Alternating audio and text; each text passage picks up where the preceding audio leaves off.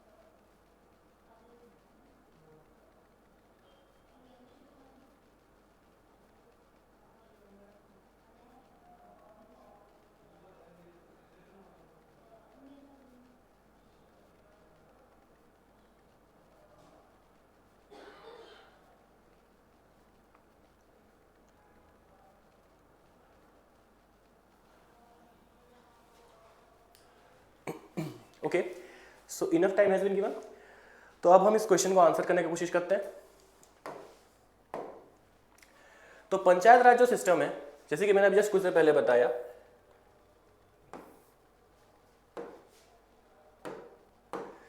तो पंचायत राज जो सिस्टम है ये हमें 73rd अमेंडमेंट के थ्रू 1992 में जो है देखने को मिलता है। अब आपको एक चीज समझना पड़ेगा कि जो लोकल सेल्फ गवर्नमेंट है, अच्छा उससे पहले एक चीज बता दें कि ये हमारे कॉन्स्टिट्यूशन में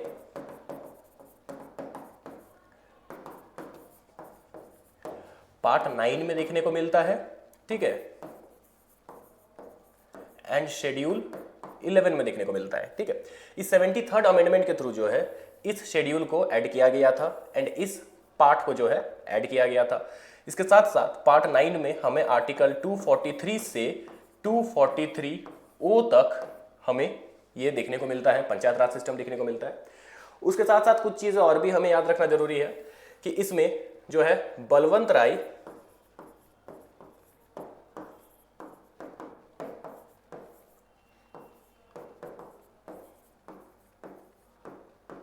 कमिटी के द्वारा दिया गया 3 टायर सिस्टम को देखने को मिलता है। ये सिस्टम हमारे 1957 में बलवंत राय मेहता कमेटी का जो है ना गठन 1957 में किया गया था, जिसके आधार पे फिर 1959 में जवाहरलाल नेहरू के द्वारा जो है हमें देखने को मिलता है कि राजस्थान के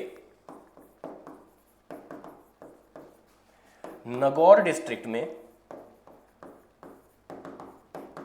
ठीक है, फॉर द फर्स्ट टाइम पहला पंचायती राज सिस्टम इस 3 टायर सिस्टम के आधार पे, इस बलवंत राय मेहता कमेटी के द्वारा दिया गया 3 टायर सिस्टम के आधार पे एस्टेब्लिश होते हुए दिखता है हमें कब, 1953 में। इसके बाद 1977 में अशोक मेहता कमेटी आता है,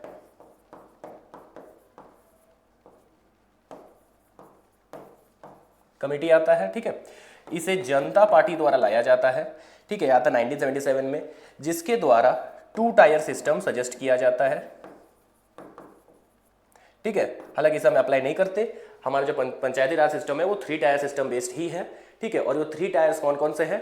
सबसे पहले सबसे लोअर लेवल पे हमारे पास जो है ना ग्राम सभा होता है, उसके बाद कई सारे गाँवों को मिक्स कर कर एक ब्लॉक बनता है जिसे हम पंचायत समिति कहते हैं, और उसके बाद कई सारे गांव और साथ ही साथ जो गांव जो डिस्ट्रिक्ट्स के अंदर आते हैं उनको मिलाकर जो है एक जिला डिस्ट्रिक्ट बनता है जिसको हम जिला परिषद कहते हैं। तो ये 3 लेवल्स में हमें देखने को मिलता है, ठीक है। एक होता है ग्राम सभा, ठीक है, उसके बाद हमें देखने को मिलता है पंचायत समिति,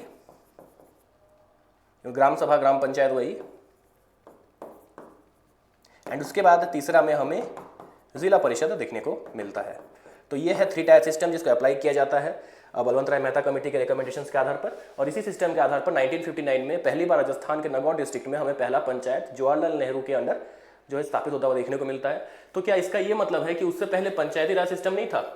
एक्चुअली में हमारे कॉन्स्टिट्यूशन में लोकल सेल्फ गवर्नमेंट, जिसका पंचायती राज सिस्टम और म्यूनिसिपैलिटीज दोनों हिस्सा है, ये हमारे कॉन्स्टिट्यूशन में हमें शुरू से ही देखने को मिलता है डीपीएसपीज में, आर्टिकल 40 में, ठीक है। जो गांधीयन प्रिंसिपल्स है, महात्मा गांधी जो है काफी ज्यादा स्ट्रेस ले किए थे इस टॉपिक पे कि लोकल सेल्फ गवर्नमेंट होना चाहिए, एंड उसी आधार पे, उसी गांधीयन प्रिंसिपल्स के आधार पे जो है ना डीपीएसपी में हमें आर्टिकल 40 देखने को मिलता है जो कि लोकल सेल्फ गवर्नमेंट को एस्टेब्लिश करने के बारे में बोलता है। लेकिन जैसे कि हमें पता है जो भी डीपीएसपीज होते हैं वो जस्टिसेबल बाय जो है ना लॉ नहीं होते, वो जस्टिसेबल नहीं होते एंड एनफोर्सेबल भी नहीं होते। उसको एनफोर्सेबल बनाने के लिए, जस्टिसेबल बनाने के लिए किस चीज़ का जरूरत पड़ता है? ना किसी एनेक्टमेंट का जरूरत पड़ता है कि किसी लॉ का उसके आधार पर जो है कोई कानून बने तो ही वो एनफोर्सेबल एंड जस्टिसेबल होगा, उसको किसी लॉ के द्वारा इनेक्ट कराना पड़ता है। तो इसी वजह से संशोधन के थ्रू 1992 में हमारा 73rd अमेंडमेंट के थ्रू जो है इस चीज़ को हमारे कॉन्स्टिट्यूशन में एक जगह दिया गया, ठीक है, हमारे पार्ट 9 में एंड आर्टिकल 243 से 243 ओ तक, जिसके बाद because constitution itself is the book of law, तो उसी आधार पे now this is a law, ठीक है, this is a part of the law and a type of law, जिसके आधार पे 3 टायर सिस्टम जो है बहुत जगह हमें देखने को मिला, कुछ 10 गिने चुने स्टेट्स को छोड़कर, जिन 10 गिने चुने स्टेट्स में बाद में आगे चले गए पेशा एक्ट के थ्रू पंचायत सिस्टम को पहुंचाया गया, जो कि हम आगे वाले क्वेश्चंस में देखने वाले हैं।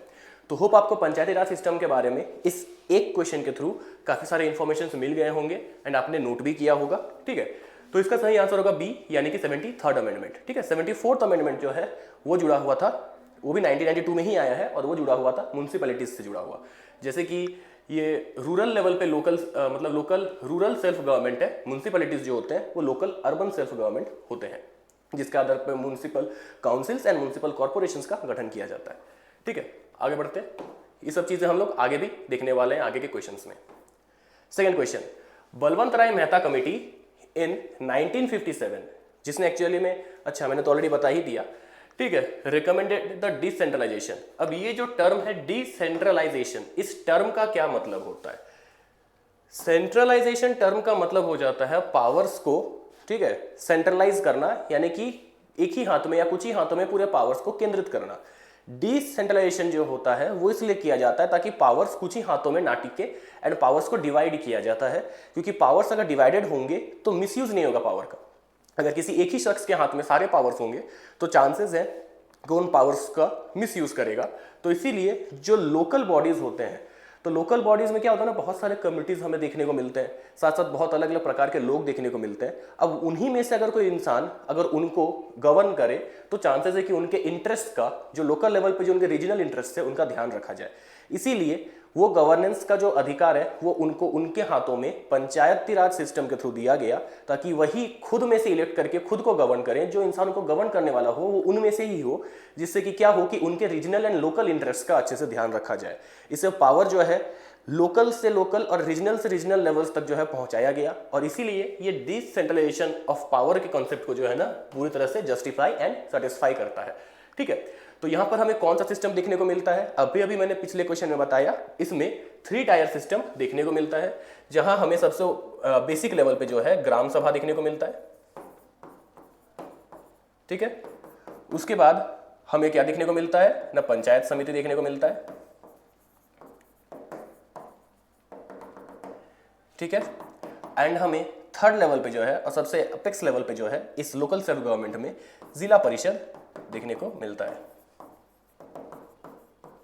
ठीक है, जो ग्राम सभा होते हैं इनके हेड और इनके हेड इलेक्टेड होते हैं। तो जो ग्राम सभा के हेड होते हैं उसको सरपंच कहा जाता है,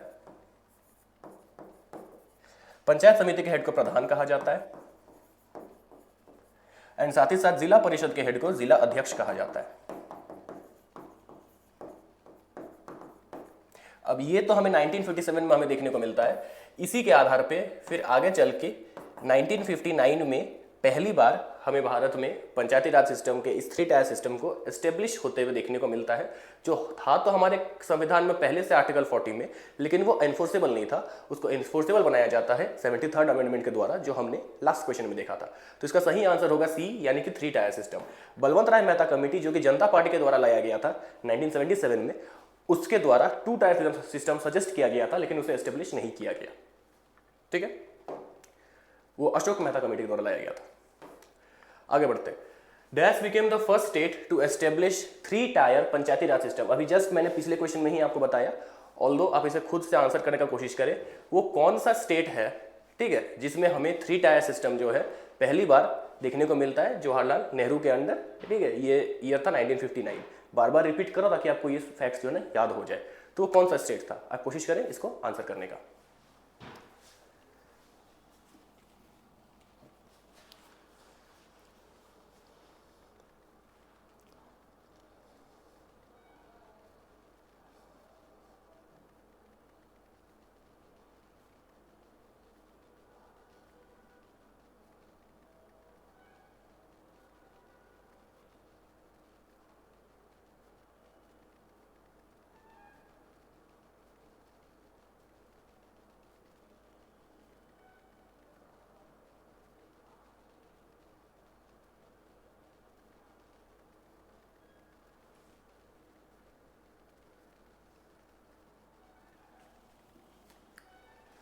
ओके,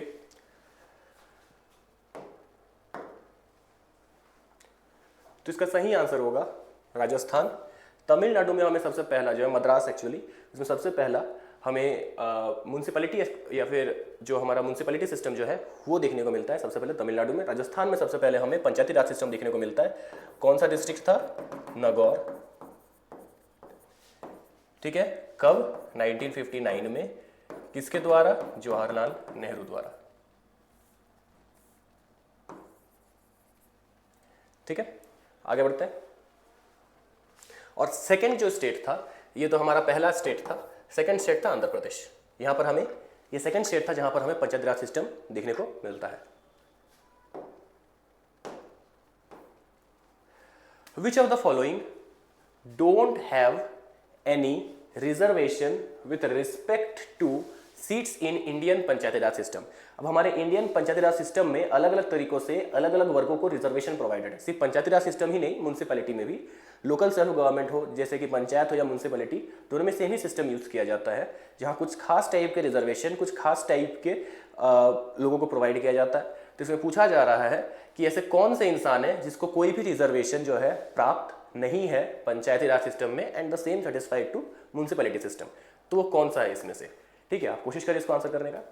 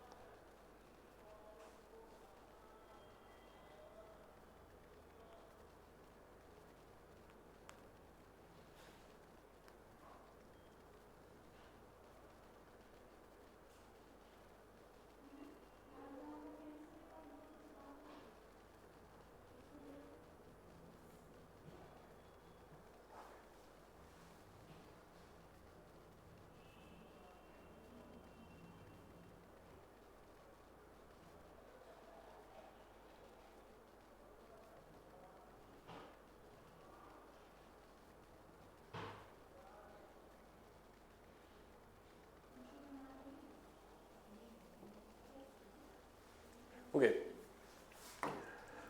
तो शायद ये क्वेश्चन थोड़ा सा आधा अधूरा है, इसका कारण बता देता हूँ।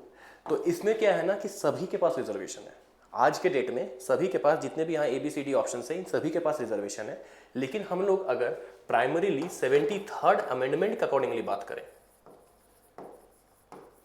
तो 73rd अमेंडमेंट में बस 3 ही टाइप के रिजर्वेशन देखने को मिलते हैं। ठीक है, एक रिजर्वेशन SC को दिया गया है।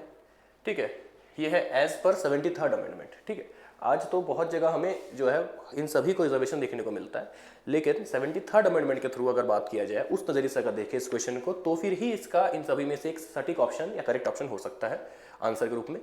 SC को रिजर्वेशन दिया जाता है एंड ST यानी कि जो पीपल फ्रॉम शेड्यूल्ड कास्ट हैं, तो पीपल फ्रॉम शेड्यूल्ड ट्राइब्स हैं, इनको रिजर्वेशन दिया जाता है on the basis of their population. And साथ साथ जो वुमेन है, इनको 1/3 ऑफ द टोटल सीट्स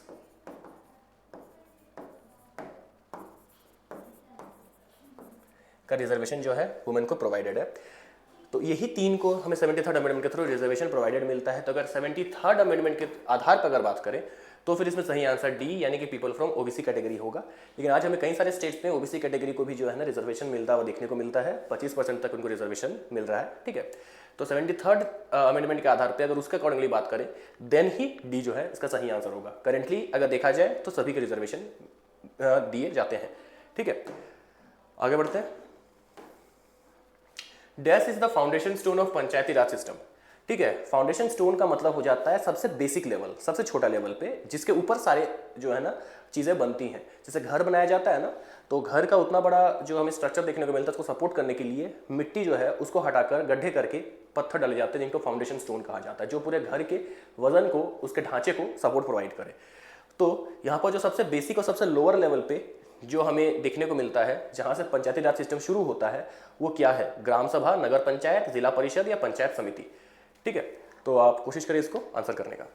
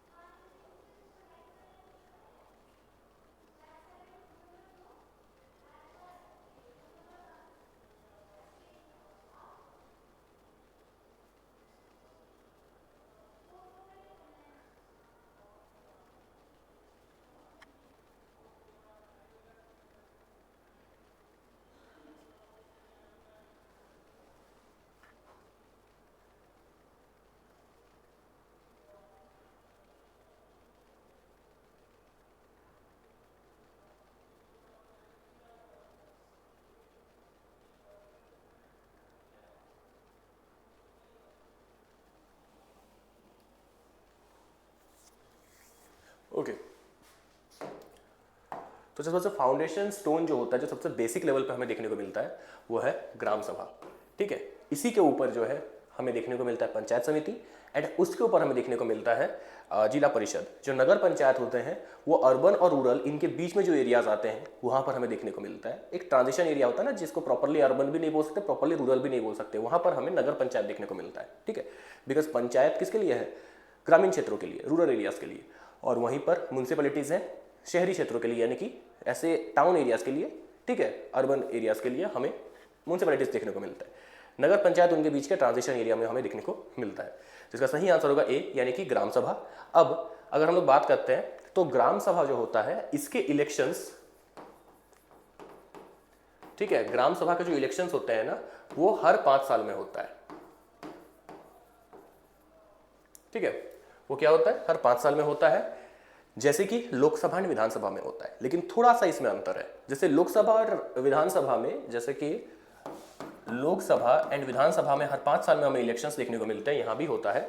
ठीक है, यहाँ भी रिजर्वेशन हमें देखने को मिलता है, जैसे वुमेन के 1/3, SC एंड ST का according to the population of the people of SC and ST community from the total population of the country, sorry from the state, तो sorry from the place actually. ठीक है, from the, जिस जगह से वो है, या तो रूरल एरिया से, या अर्बन एरिया से, उस म्यूनसिपैलिटी से या पंचायत से कितने पॉपुलेशन है SC ST का, उसके आधार पे। ठीक है, बार बार स्लिप ऑफ टंग हो रहा है, तो उसके आधार पे हमें ये देखने को मिलता है।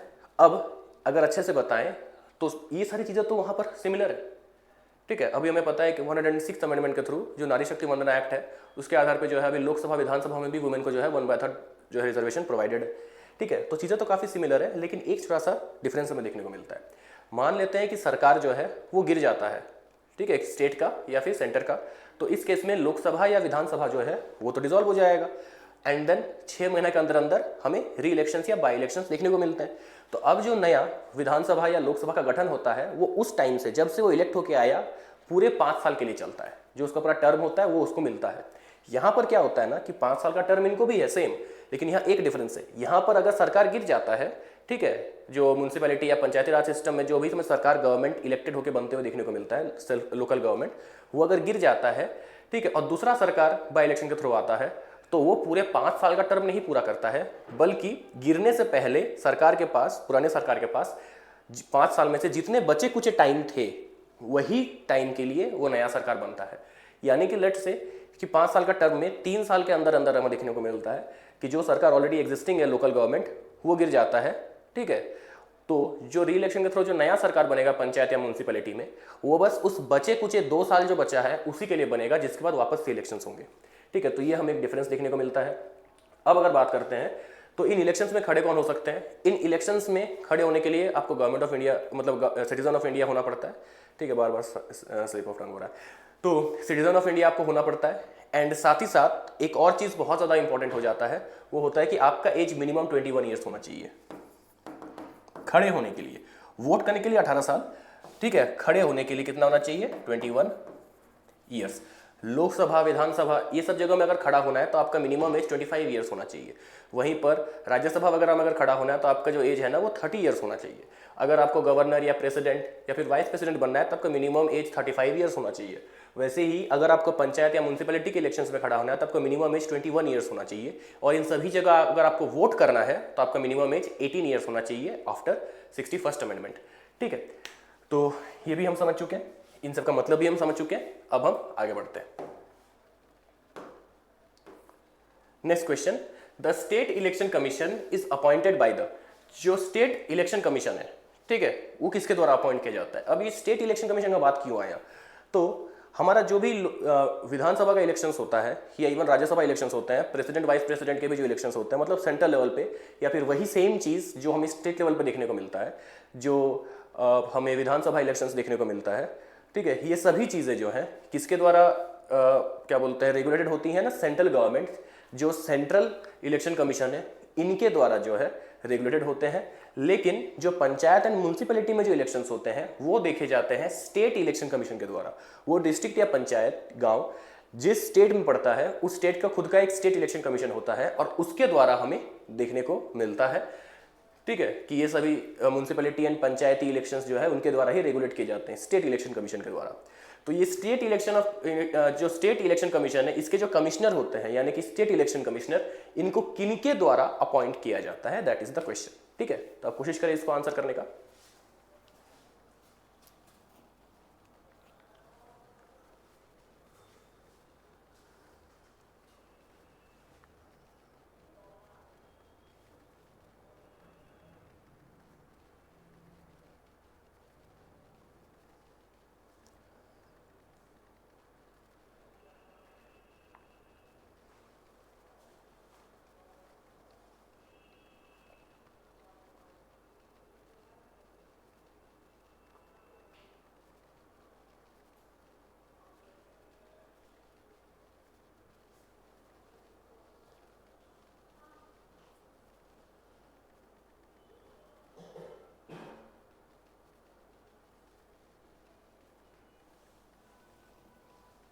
ओके,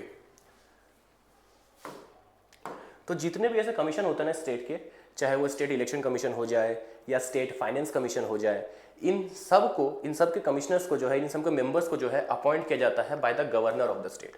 ठीक है, जैसे कि अगर हम सेंटर का बात करें तो सेंट्रल इलेक्शन कमिश्नर हो गए या फिर सेंट्रल फाइनेंस कमीशन के मेंबर्स हो गए, इन सबको अपॉइंट किया जाता है प्रेसिडेंट के द्वारा। वैसे ही स्टेट में प्रेसिडेंट का काम कौन करता है, गवर्नर करता है। तो स्टेट में जितने भी ऐसे कमीशन हैं उनके मेंबर्स एंड चेयरपर्सन को जो है किसके द्वारा अपॉइंट किया जाएगा ना, गवर्नर के द्वारा। ठीक है, तो इसका जो सही आंसर होगा वो होगा गवर्नर ऑफ द स्टेट यानी कि बी। तो होप आपने सही आंसर किया होगा। और यही जो है ना रिस्पॉन्सिबल होता है, जैसे कि स्टेट इलेक्शन कमीशन हो गया, तो जैसे स्टेट इलेक्शन कमीशन, जैसे कि स्टेट फाइनेंस कमीशन जो होता है, वो स्टेट फंड्स जो टैक्स मिलता है स्टेट गवर्नमेंट को, उसमें जो फंड्स जमा होता है यानी कि consolidated fund of the state, वहाँ से हर पंचायत या म्यूनसिपैलिटी में कितने पैसे जाएंगे वो एलोकेट कौन करता है ना, स्टेट फाइनेंस कमीशन करता है। वैसे स्टेट इलेक्शन कमीशन भी म्यूनसिपैलिटी एंड पंचायत से ही जुड़ा हुआ है, ये उनके इलेक्शंस को कंडक्ट करवाता है। Next question, during national emergency the parliament can make laws on items in the dash of the Indian constitution. अब हालांकि हमको लग रहा है कि ये क्वेश्चन जो है ना ये हमारा लास्ट सेशन से क्वेश्चन आ चुका है इधर, बट फिर भी हम लोग कोशिश करते हैं इसको आंसर करने का। ठीक है, अब जो है हमें देखने को मिलता है, अब जैसे कि हम लोगों को पता है जो भी हमने चीज़ें देखी, ठीक है, ये शायद हमने लास्ट क्लास में इस क्वेश्चन को देखा था। हाँ, ये लास्ट क्लास में ये क्वेश्चन था जब हम इमरजेंसी कर रहे थे। ठीक है, बट अगर इससे भी अगर अभी इसको स्किप नहीं करते हैं और इससे भी कोशिश करते हैं कुछ वैल्यूएबल चीज़ जो है ना ड्रॉ करने का, तो हमें ये समझ में आता है कि क्योंकि पंचायत एंड म्यूनसिपैलिटी वो किनके रिस्पॉन्सिबिलिटी है, वो स्टेट गवर्नमेंट की रिस्पॉन्सिबिलिटी है। ठीक है, वो सेंट्रल गवर्नमेंट की रिस्पॉन्सिबिलिटी नहीं है। ठीक है, तो ये जो स्टेट लिस्ट है इसी में जितने भी हमें चीज़ें देखने को मिलते हैं related to the panchayat and municipality यानी कि local self government in common, तो इससे जुड़े हुए जितने भी चीज़ें हमें देखने को मिलते हैं वो एक्चुअली में हमें स्टेट लिस्ट में देखने को मिलते हैं। ठीक है, किस शेड्यूल के, वो क्वेश्चन है, वो आप कोशिश करें आंसर करने का। अगर आप कल का सेशन किए हैं अच्छे से तो इसको वैसे भी आप आंसर कर लोगे। आप कोशिश करो इसको आंसर करने का।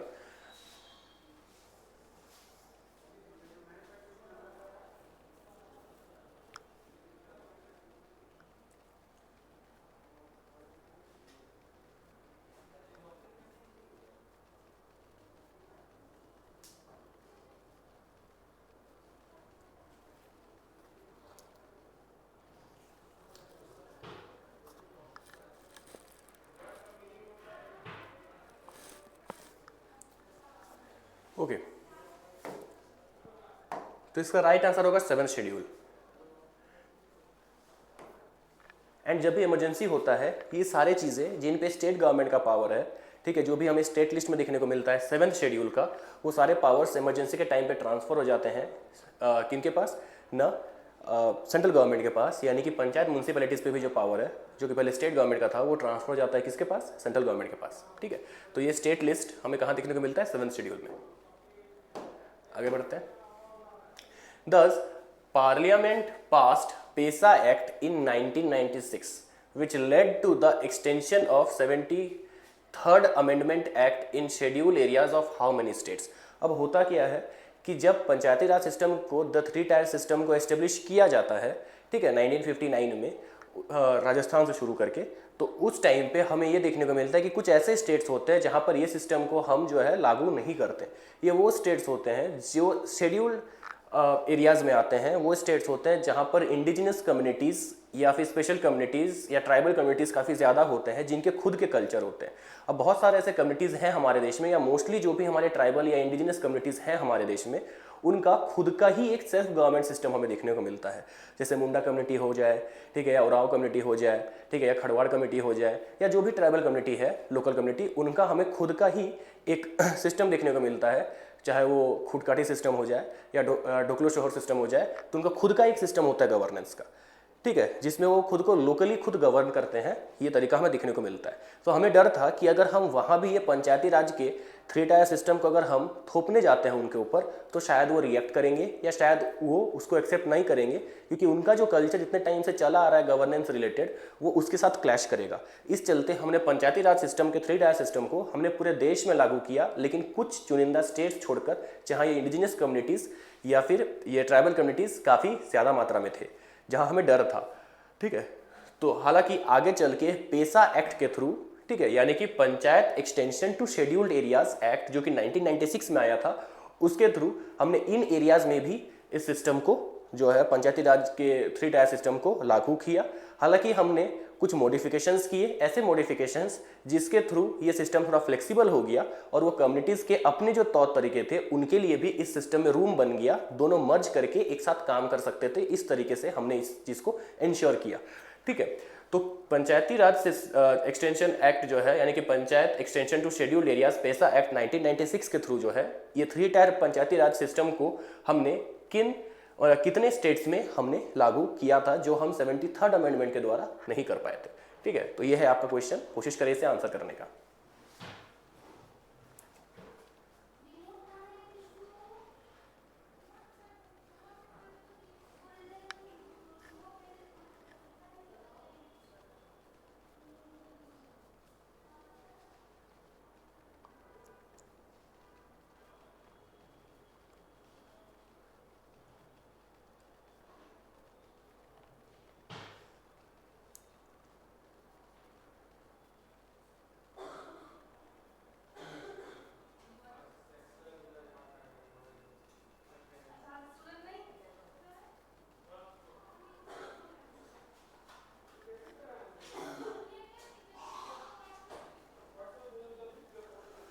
ओके, सो इस क्वेश्चन का जो है जो सही आंसर होगा दैट इज 10 स्टेट्स में पेसा एक्ट के थ्रू इस पंचायती राज सिस्टम को पहुंचाया गया, making some changes, some reforms in the system जो कि सुटेबल हो उनके खुद के सिस्टम के साथ मर्ज होने के लिए, और थोड़ा सा फ्लेक्सिबल बना दिया हमने इस चीज़ को। ठीक है, टोटल 10 स्टेट्स में हमें पेसा एक्ट को लागू होते हुए हम देखते हैं कब, 1996 में। आगे बढ़ते हैं। 9th question, which of the following is not among, अच्छा यहां अमोंग होगा,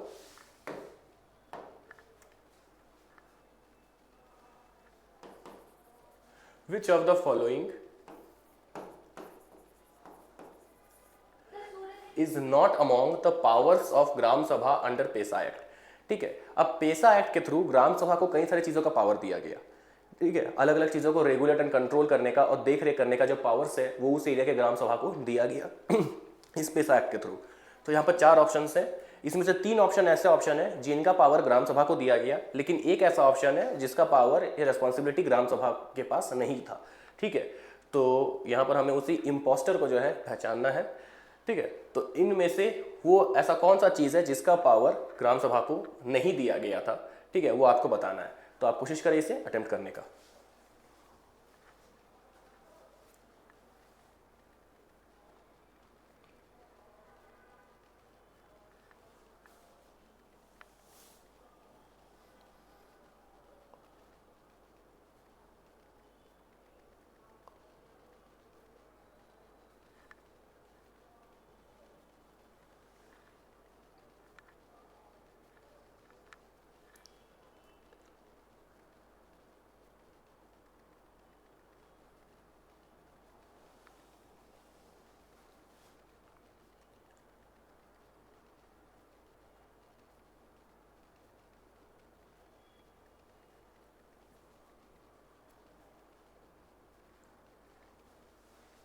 ओके, सो इसमें सही आंसर क्या होगा?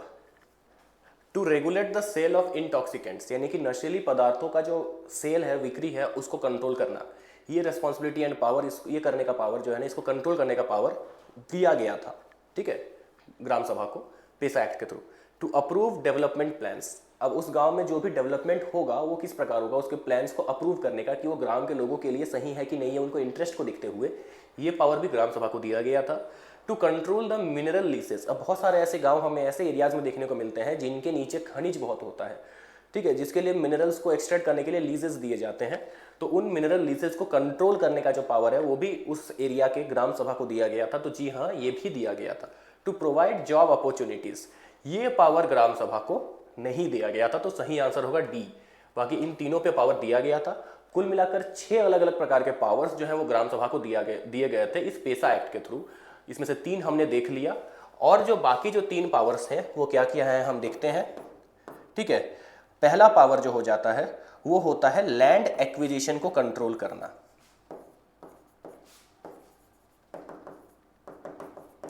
यानी कि जमीनों को जो हड़पा जाता है। पहले चीज आपको समझना पड़ेगा कि जो पेसा एक्ट जिन जगहों पे लाया गया था वो ऐसे जगह हैं जहां indigenous communities and tribal communities बहुत है, एंड इनके लैंड्स जो है इनके लिए बहुत इंपॉर्टेंट होते हैं। तो इनके ज़मीनों पे कोई और इंसान आके दखल ना कर ले, इसके लिए इस चीज़ को कंट्रोल करने का जो पावर है वो भी उस एरिया के ग्राम सभा को दिया गया था, ठीक है, जो कि उसी एरिया के द्वारा लोकली बनाए जाते हैं। तो अब ऐसा बात है वो इस चीज़ों को अच्छे से समझ पाएंगे और इस चीज़ों के आधार पर अच्छे से डिसीजन ले पाएंगे अपने लोगों के लिए, बिकॉज वो खुद के लोगों में से ही चूज किए जाते हैं लोकल लेवल से, ठीक है। तो लैंड एक्विजिशन या फिर वाटर बॉडीज, इन पे जो पावर है, इसको कंट्रोल करने का जो पावर है, ये भी दिया गया था किसको? ये भी दिया गया था उस एरिया के ग्राम सभा को, ठीक है। इसके अलावा जो माइनर फॉरेस्ट प्रोड्यूस हैं, अब ये जो कम्युनिटीज होते हैं इनका लाइफ काफ़ी हद तक जो फॉरेस्ट से जो छोटे मोटे चीज़ें मिलते हैं, ठीक है, उन पे आधारित होता है।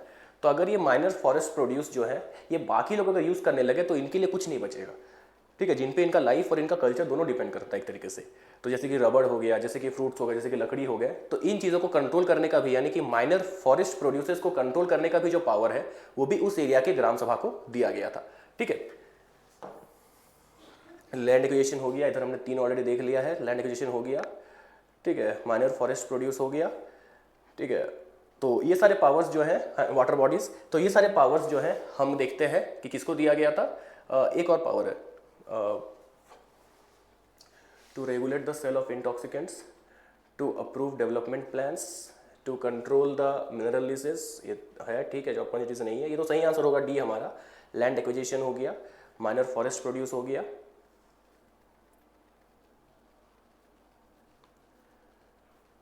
हाँ, ये छठा, और ये 6 पावर्स में से ये लास्ट पावर है मनी लेंडिंग, जो उधार देना, जिसको सूद कहा जाता है, ठीक है। तो ये भी एक बहुत बड़ा बिजनेस हो जाता है रूरल एरियाज में। तो इसको भी कंट्रोल करने का जो पावर है वो किसको दिया गया था? ना ग्राम सभा को दिया गया था उस एरिया में पेसा एक्ट के थ्रू। तो ये 1 2 3 और ये 4 5 6, ये 6 चीज़ों का जो पावर है ये पेसा एक्ट के थ्रू ग्राम सभा को दिया गया था, ठीक है। इसमें जो डी होगा वो सही आंसर होगा। जॉब अपॉर्चुनिटी से रिलेटेड कोई भी रेस्पॉन्सिबिलिटी या पावर ग्राम सभा को नहीं दिया गया। Who is the head of panchayat समिति? पंचायत समिति का कौन हेड है? ठीक है, जैसे कि हम देखते हैं तो पंचायत समिति बीच में आता है 3 टायर सिस्टम में। सबसे बेसिक लेवल पे आता है ग्राम सभा या ग्राम पंचायत, उसके ऊपर जो है वो आ जाते हैं, हाँ, ग्राम सभा के जो हेड होते हैं वो होते हैं हमारे सरपंच। उसके जो ऊपर आ जाते हैं, अच्छा वो तो ऑप्शन है, अब एक तो एलिमिनेट ऐसे ही हो गया, आगे हेड्स नहीं बताएंगे, ठीक है। उसके जो ऊपर आता है ब्लॉक लेवल पे वो होता है पंचायत समिति, एंड देन उसके ऊपर डिस्ट्रिक्ट लेवल पे हमें जिला परिषद देखने को मिलता है। मैंने जस्ट कुछ सवाल पहले मैंने लिखवाया भी था तीनों कि किसके हेड को क्या कहा जाता है। तो पंचायत समिति के हेड को क्या कहा जाता है, आप इसको आंसर करने का कोशिश करें।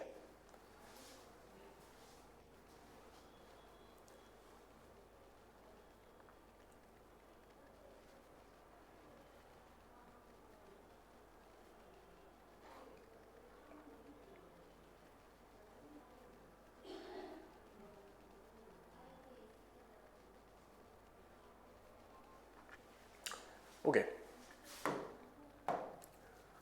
तो पंचायत समिति के हेड को प्रधान कहा जाता है, तो ये होगा सही आंसर।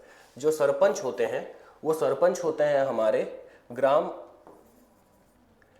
सभा के हेड, ग्राम सभा या पंचायत के हेड, ठीक है। एंड जो जिला अध्यक्ष होते हैं वो होते हैं जिला परिषद के हेड। इसमें एक एल लिखो डबल एल लिखो कोई फर्क नहीं पड़ता, जिला परिषद है तो उसके हेड होते हैं जिला अध्यक्ष, ठीक है। और जो हमारे पंचायत समिति होते हैं उसके हेड कौन होते हैं ना, प्रधान होते हैं, यानी कि ऑप्शन ए वो होगा इस क्वेश्चन का सही आंसर, ठीक है। आगे बढ़ते हैं, तो हमने आधे क्वेश्चंस कर लिए हैं। तो 3 tier Panchayati Raj system is provided in which part of the constitution of India. मैंने पहले ही क्वेश्चन में मैंने लिख के बताया था आपको, आप इसको कोशिश करें आंसर करने का कि किस पार्ट में हमें देखने को मिलता है, और अगर पॉसिबल हो तो कमेंट्स में जाके किस आर्टिकल से किस आर्टिकल तक है वो भी बताएं, ठीक है। बट सबसे पहले तो आप बताएं कि किस पार्ट में है, साथ साथ बताएं कि किस आर्टिकल से किस आर्टिकल में है और किस शेड्यूल में है वो भी बताएं, ठीक है। तो चलिए कोशिश करिए इसको आंसर करने का।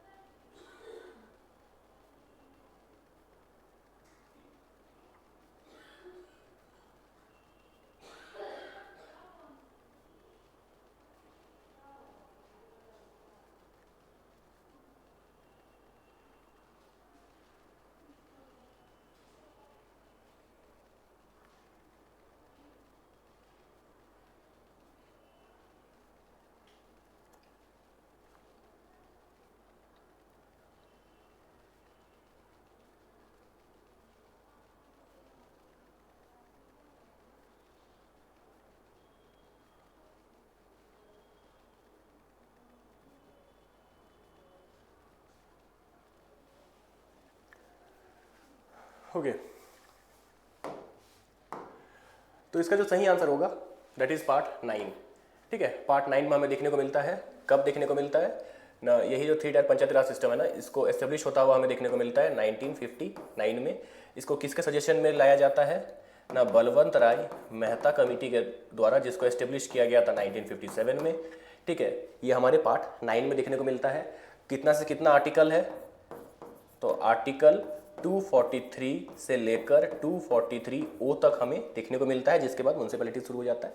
एंड इसके साथ ही साथ हमें ये जो है ना शेड्यूल, कौन सा शेड्यूल में देखने को मिलता है, ये हमें शेड्यूल 11 में देखने को मिलता है, ठीक है। शेड्यूल 12 में जो है हमें म्यूनसिपैलिटी देखने को मिलता है।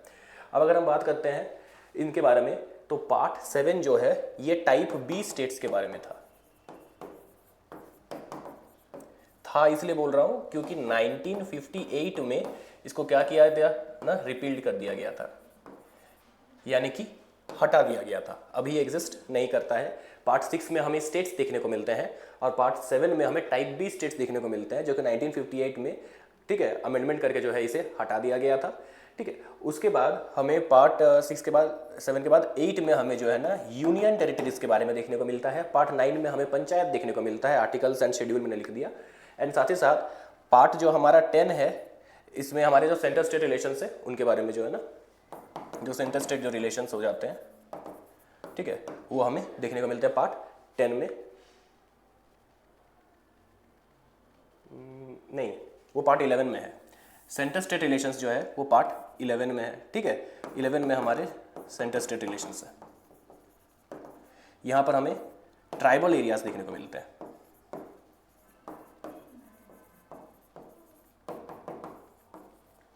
ठीक है, पार्ट 10 में जो है हमें ट्राइबल एंड शेड्यूल्ड एरियाज देखने को मिलते हैं। पार्ट 11 में जो है हमें सेंटर स्टेट रिलेशंस देखने को मिलता है। थोड़ा सा मम्बल जम्बल हो गया तो थोड़ा सा, ठीक है, तो उसे करेक्ट कर लें। तो हमने देख लिया कि इस पार्ट में हमें क्या देखने को मिलता है। ठीक है, तो ये हमें पार्ट 9 में देखने को मिलता है, देन पार्ट 10 में tribal and scheduled areas, and then part 11 में सेंटर स्टेट रिलेशंस हमें देखने को मिलता है। ठीक है, आगे बढ़ते हैं।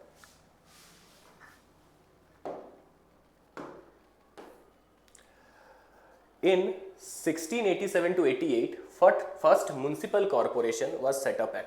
अब जैसे कि हम रूरल एरियाज में जो लोकल सेल्फ गवर्नमेंट है वो पंचायती राज सिस्टम को देखते हैं, वहीं पर अर्बन एरियाज में जो म्युनिसिपैलिटीज होते हैं वो लोकल सेल्फ गवर्नमेंट को दर्शाते हैं। ठीक है, म्युनिसिपैलिटीज भी बहुत प्रकार के होते हैं, म्युनिसिपल काउंसिल, म्युनिसिपल कॉरपोरेशन बहुत होते हैं।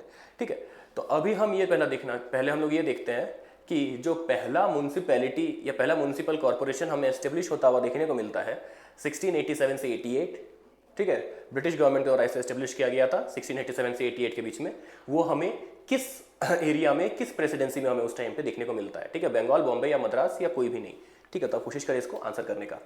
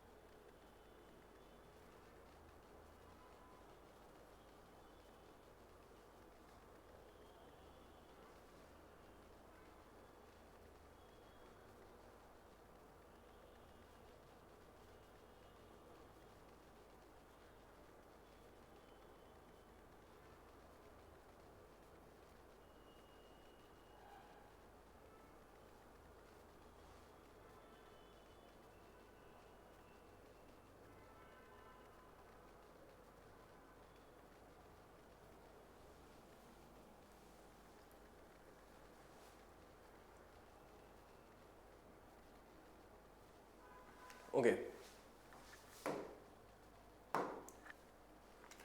तो ये जो म्युनिसिपल कॉर्पोरेशन होता है ना, ये म्युनिसिपैलिटीज के अंदर ही आते हैं। दो प्रकार के होते हैं, municipal council and municipal corporation. ठीक है, तो ये हमें इसका जो सही आंसर होगा वो होगा सी, यानी कि मद्रास। ठीक है, यहाँ पर हमें 1687 से 88 के बीच में जो है मद्रास प्रेसिडेंसी में for the first time municipal corporation को ब्रिटिश गवर्नमेंट के द्वारा एस्टेब्लिश होते हुए देखने को मिलता है। अब अगर अमेंडमेंट का बात करें तो वही सेम 1992 में, जहाँ पर 73rd अमेंडमेंट पंचायत रिलेटेड था, यहाँ पर 1992 में 74th अमेंडमेंट के थ्रू जो है हमें म्युनिसिपैलिटी राज सिस्टम को जो है भारत में एस्टेब्लिश करते हुए देखने को मिलता है, again on the grounds of article 40 DPSP. ठीक है, लोकल सेल्फ गवर्नमेंट के ग्राउंड्स पे। अब अगर हम बात करते हैं तो यहाँ पर जो हमें 74th अमेंडमेंट देखने को मिलता है, इसमें हमें देखने को मिलता है म्युनिसिपैलिटीज़ के बारे में, और ये हमें किस पार्ट में देखने को मिलता है, तो यही म्युनिसिपैलिटीज़ जो है ये हमें पार्ट 9A में हमें देखने को मिलता है। अगर हम शेड्यूल के बारे में बात करें, शेड्यूल में पार्ट 12 में हमें म्युनिसिपैलिटीज़ देखने को मिलते हैं। ठीक है, 11 में हमें पंचायत एंड 12 में म्युनिसिपैलिटीज़ देखने को मिलते हैं। वहीं पर पार्ट 9 में हमें पंचायत एंड 9A में म्युनिसिपैलिटीज़ देखने को मिलता है। 9B में हमें कोऑपरेटिव सोसाइटीज़ देखने को मिलता है 9B में, तो पार्ट 9A में हमें म्युनिसिपैलिटीज़ देखने को मिलता है। अगर हम आर्टिकल्स का बात करें तो म्युनिसिपैलिटीज़ के बारे में जैसे कि हमें पता है 243 से 243O तक पंचायत था, तो O के बाद क्या आता है, P आता है। तो 243 P से पंचायत, ये तो म्यूनसिपैलिटीज़ के बारे में ना, मतलब पी से हमारा म्यूनसिपैलिटी शुरू हो जाता है, ओ तक हमारा पंचायत खत्म हो जाता है, पी से हमारा म्यूनसिपैलिटी शुरू हो जाता है। तो 243 यहाँ पर कुछ कनेक्ट नहीं हुआ, 243 पी से लेकर 243 जेड जी तक हमें म्यूनसिपैलिटीज़ देखने को मिलते हैं। ठीक है, तो इसका जो सही आंसर होगा वो होगा सी, यानी कि मद्रास, जहां for the first time municipality establish किया गया था। अब आप बोलोगे कि अगर उस टाइम किया गया तो 74th अमेंडमेंट में क्या किया गया, तो उस टाइम पे म्यूनसिपल कॉर्पोरेशन ऐड किया गया था। ठीक है, जरूरी नहीं कि वही म्यूनसिपैलिटीज का सिस्टम हम आज भी फॉलो कर रहे हैं, वो कंसेप्ट सबसे पहली बार जो है ना वहीं से हमें मिलता है, लेकिन म्यूनसिपैलिटीज को एक प्रॉपर आधार पे जो है हम 74th अमेंडमेंट के थ्रू ही हमने एस्टेब्लिश किया। ठीक है, जो कि वही सेम ईयर 1992 में ही हुआ था।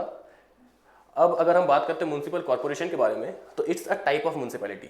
म्यूनसिपैलिटीज दो प्रकार के होते हैं। ठीक है, सबसे पहला आता है म्यूनिसिपल काउंसिल। ठीक है, एंड दूसरा आता है म्यूनिसिपल कॉर्पोरेशन।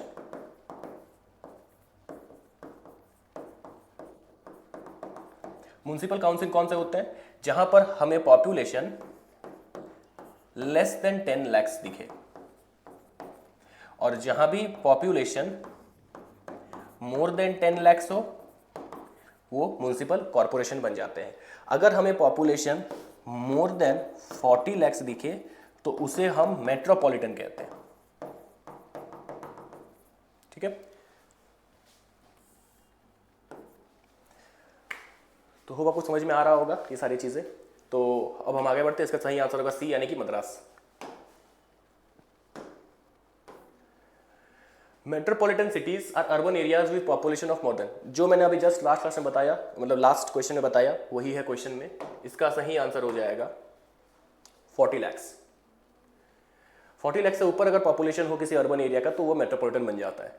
अगर 40 लाख से कम एंड 10 लाख से ज़्यादा हो तो वहाँ म्यूनसिपल कॉर्पोरेशन होता है। एंड अगर 10 लाख से भी कम पॉपुलेशन हो, ठीक है, और वो एक अर्बन एरिया हो, यानी कि वहाँ पर मैक्सिमम लोग जो हैं उनके इकोनॉमीज जो है वो प्राइमरी सेक्टर पे डिपेंडेंट ना हो बल्कि टर्शरी एंड सेकेंडरी सेक्टर पे डिपेंडेंट हो, तो ऐसे में वो एक टाउनशिप या फिर एक अर्बन एरिया कहलाता है। ठीक है, नगरीय क्षेत्र कहलाता है। एंड ऐसे में अगर पॉपुलेशन 10 लाख से कम हो उस जगह का तो वहाँ पर म्यूनसिपल काउंसिल होता है। जबकि 10 लाख से ज़्यादा हो तो फिर वो म्यूनसिपल कॉर्पोरेशन होता है। एंड 40 लाख से ज़्यादा हो तो फिर एक मेट्रोपॉलिटन सिटी होता है, जो कि हमारा क्वेश्चन है। तो इसका सही आंसर होगा सी, यानी कि 40 लाख। आगे बढ़ते हैं। During state emergency the states legislature can be dash. बार बार पुराने क्लासेस से क्वेश्चंस आ रहे हैं, कुछ तो टेक्निकल इशू हुआ है इस पीपीटी के साथ। आगे बढ़ते हैं। In panchayats and municipalities dash seats are reserved for women. Panchayat and municipality में कितने सीट्स वुमेन के लिए रिजर्व रखे जाते हैं। मैंने काफ़ी क्वेश्चंस पहले ही मैंने इसको बता दिया था, बट आप फिर से अगर चाहें तो इसको कोशिश करें इसको अटेम्प्ट करने का कि कितना % सीट्स जो है वो वुमेन के लिए रिजर्व करके रखा जाता है।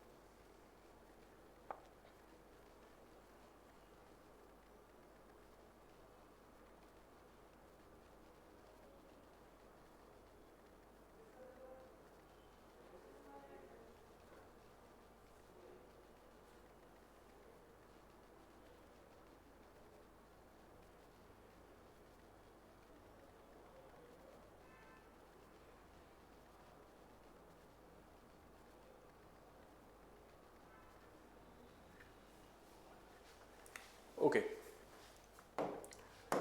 तो इस क्वेश्चन का सही आंसर होगा ए, यानी कि 1/3, विच इज 33.33% जो है ये हमें सीट्स रिजर्व देखने को मिलते हैं। किन के लिए? ये हमें सीट्स रिजर्व देखने को मिलते हैं वुमेन के लिए। जबकि people from SC and ST category के लिए जो है जो सीट्स रिजर्व होते हैं वो होते हैं एज पर देयर पॉपुलेशन। उस जगह में, उस टाउन में या उस गांव में SC एंड ST कम्युनिटीज़ का कितना ज़्यादा पॉपुलेशन है उसके आधार पे जो है वहाँ पर हमें उस पंचायत या म्यूनसिपलिटी में उनके लिए सीट्स रिजर्व देखने को मिलते हैं, और वुमेन के लिए हर जगह 1/3 जो है रिजर्वेशन प्रोवाइडेड रहता है। ठीक है, this is according to the 74th amendment. ठीक है, ये 74th अमेंडमेंट के थ्रू है, जैसे वो पंचायती राज सिस्टम में भी यही सेम था अकॉर्डिंग टू 73rd अमेंडमेंट, तो ये 74th अमेंडमेंट के अकॉर्डिंगली है, ठीक है। तो इसका सही आंसर होगा ए, यानी कि 1/3। Under article dash a district planning committee shall be constituted to consolidate the plans prepared by the panchayats and municipalities in the district। अब उस डिस्ट्रिक्ट के अंदर कई सारे कई सारे पंचायत एंड म्यूनिसिपैलिटीज आ जाते हैं। तो इसी की वजह से इसमें ये क्वेश्चन कहा गया है, ठीक है, कि कौन सा जो डिस्ट्रिक्ट प्लानिंग कमेटी है जो कि उस डिस्ट्रिक्ट में सारे डेवलपमेंटल जितने भी प्लान्स होते हैं उनको जो है अप्रूव करता है या उसको प्लान करता है, ठीक है, उसको अलाउ करता है, एग्जीक्यूट करता है। तो ये जो डिस्ट्रिक्ट हमारा क्या बोलते हैं इसको, प्लानिंग कमेटी है, तो इस डिस्ट्रिक्ट प्लानिंग कमेटी के द्वारा जो भी उस डिस्ट्रिक्ट के अंदर आने वाले पंचायत एंड म्यूनिसिपैलिटीज़ हैं उनके लिए जो भी डेवलपमेंटल प्लान्स को बनाता है, एग्जीक्यूट करता है, उनको रेगुलेट करता है, वो किस आर्टिकल में हमें देखने को मिलता है। जैसे कि हमें पता है कि 243 से लेकर 243O तक हमें पंचायत एंड देन 243P से लेकर 243ZG तक हमें म्यूनिसिपैलिटी देखने को मिलता है। तो इसमें से ऐसा कौन सा आर्टिकल है जो डिस्ट्रिक्ट में प्लानिंग कमेटी के बारे में बात करता है, ठीक है। आप इसे कोशिश करें आंसर करने का।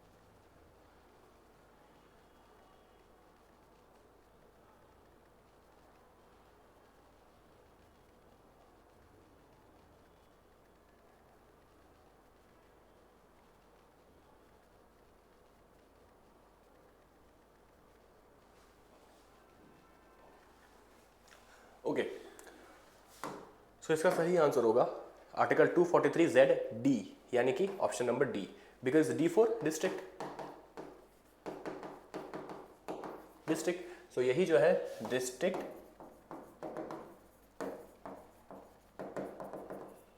कमेटी के डेवलपमेंट प्लान्स के बारे में बात करता है, जिसमें 243D में। वहीं पर 243E का अगर बात करें तो ये बात करता है मेट्रोपॉलिटन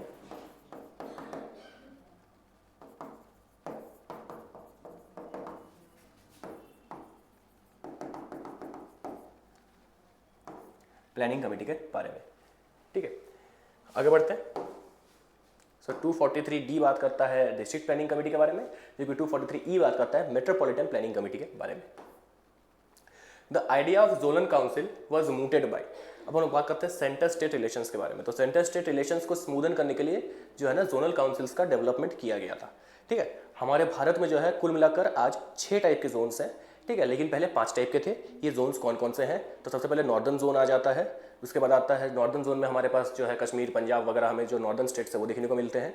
फिर आता है साउदर्न जोन, जिसमें जितने भी साउथ इंडिया के स्टेट्स हो जाते हैं, ठीक है, वो जैसे तमिलनाडु हो गया, केरल हो गया, ये सब देखने को मिलता है। फिर आता है हमारा वेस्टर्न जोन, जहाँ पर जितने वेस्टर्न स्टेट्स हैं जैसे कि गोवा हो गया, महाराष्ट्र हो गया, ये सब हमें देखने को मिलते हैं। एंड देन आता है ईस्टर्न जोन, जिसमें हमें ईस्टर्न स्टेट्स का एक समूह देखने को मिलता है, जैसे बिहार हो गया, बंगाल हो गया, ठीक है, उड़ीसा हो गया, ये सब हमें देखने को मिलता है। एंड आता है सेंट्रल जोन। सेंट्रल जोन में जो हमें बीच के स्टेट्स हैं वो हमें देखने को मिलते हैं, जैसे कि मध्य प्रदेश वगैरह हो गया, मध्य प्रदेश, छत्तीसगढ़, ये हमें देखने को मिलते हैं। अब यूपी हो गया जैसे, ठीक है। अब अगर हम बात करते हैं तो ये 5 जोन्स शुरू में थे, लेकिन बाद में जो है ना एक छठा जोन भी ऐड किया जाता है, जिसको नॉर्थ ईस्टर्न जोन कहा जाता है, ठीक है, जिसमें हमें सिक्किम हो गया, या फिर असम हो गया, मेघालय हो गया, मिजोरम हो गया, त्रिपुरा हो गया, मणिपुर हो गया, नागालैंड, अरुणाचल प्रदेश, ये सारे 7 सिस्टर्स अलॉन्ग विद सिक्किम हमें देखने को मिलते हैं।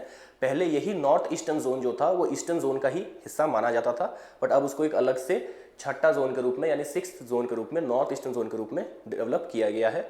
तो जहाँ शुरू में हमारे 5 जोन्स थे, आज हमारे पास हमारे देश में 6 जोन्स हैं। तो ये जो जोन्स को मतलब रेगुलेट एक तरीके से करने के लिए जोनल काउंसिल्स डेवलप किया जाता है। तो इस जोनल काउंसिल का जो आइडिया है ये किसके द्वारा सामने रखा गया था, ये है क्वेश्चन। कोशिश करें आप इसे आंसर करने का।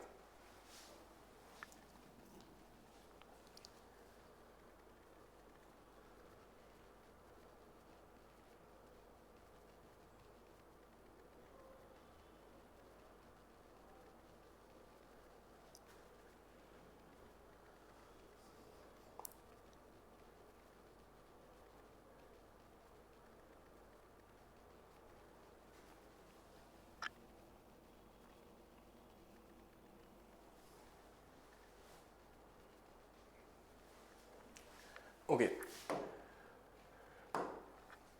तो जो आइडिया है जोनल काउंसिल का, इसको सबसे पहली बार सामने रखा गया था, ठीक है, उस टाइम का हमारे पीएम पंडित जवाहरलाल नेहरू द्वारा, ठीक है। और उसी आइडिया के आधार पे 1956 के स्टेट रीऑर्गेनाइजेशन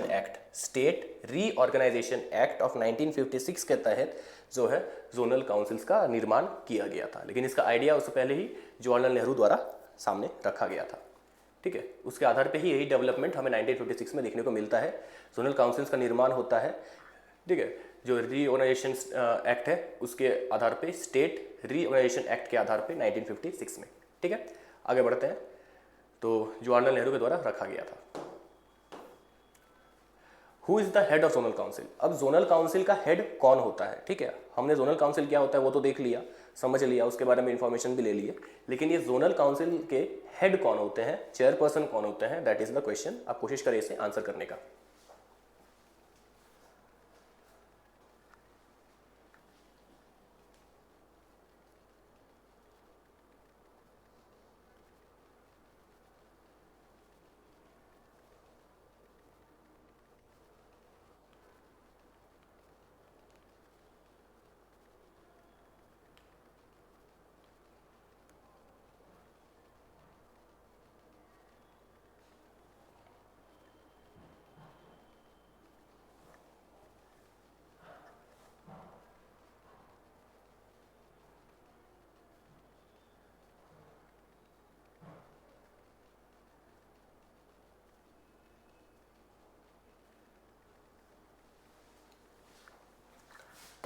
ओके, सो उम्मीद है आप इसका आंसर किए होंगे।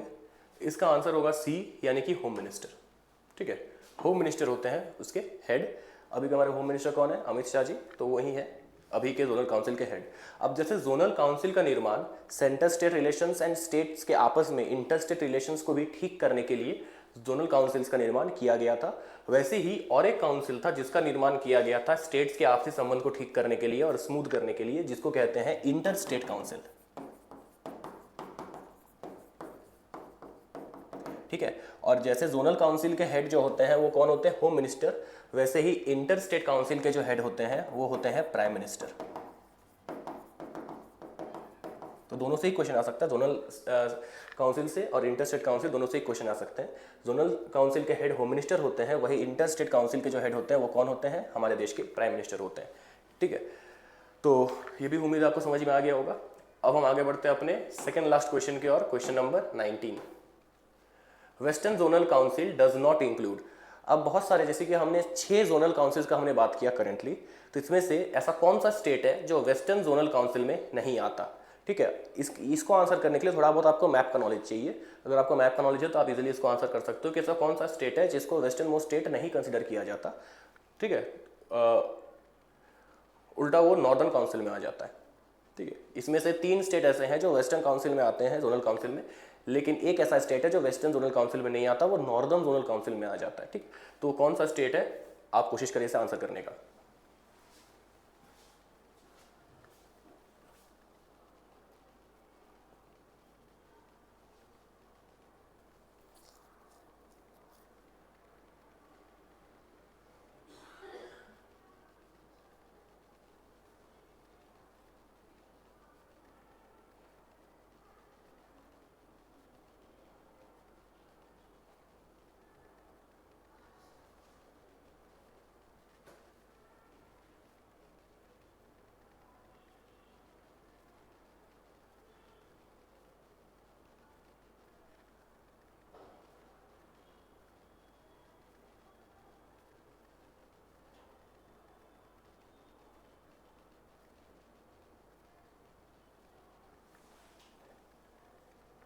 ओके, सो उम्मीद है आप उस स्टेट को लोकेट कर पाए होंगे, ठीक है, और बता पाएंगे कि वो कौन सा स्टेट है।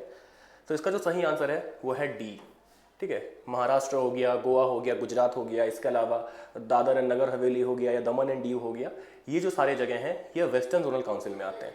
जबकि राजस्थान हो गया, हिमाचल प्रदेश हो गया, पंजाब हो गया, हरियाणा हो गया, चंडीगढ़, दिल्ली, जम्मू एंड कश्मीर, ये सारे जो स्टेट्स हैं ये नॉर्दर्न जोनल काउंसिल में आते हैं, ठीक है। तो राजस्थान किस में आएगा? नॉर्दर्न जोनल काउंसिल में आएगा, जबकि ये तीनों वेस्टर्न जोनल काउंसिल में ही आते हैं, along with Daman and Diu and Dadra and Nagar Haveli, ठीक है।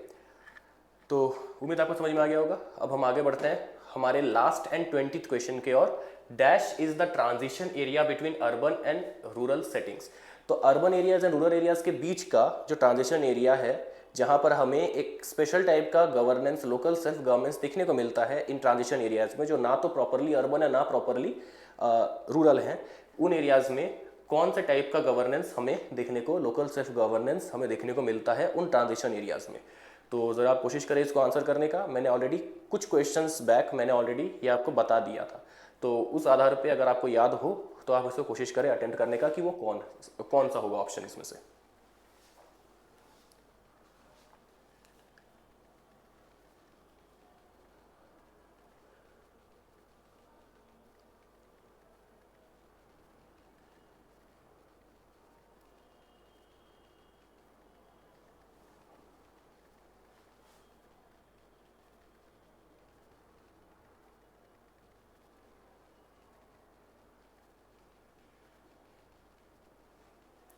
ओके, तो आप इसको इन्फॉर्मेशन या नॉलेज से भी कर सकते थे। मैंने आपको जो कुछ वक्त पहले बताया था, आप वो अगर आपको याद होता तो आप उस मेमोरी बेसिस पे भी आप कर सकते थे, या आप इसको लॉजिकली भी नाम पढ़ के कर सकते हो। इसका जो सही आंसर होगा वो होगा सी।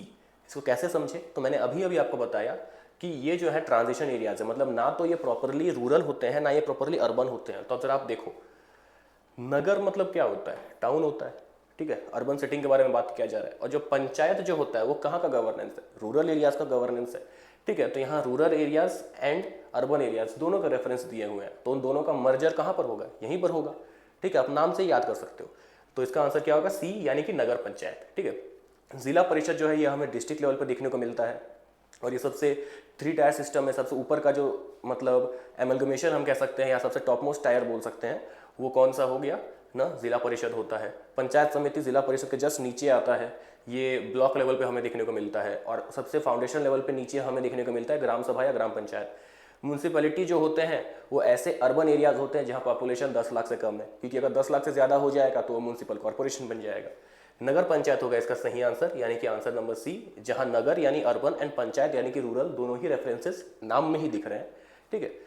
तो इसका आंसर क्या होगा? सी, यानी कि नगर पंचायत।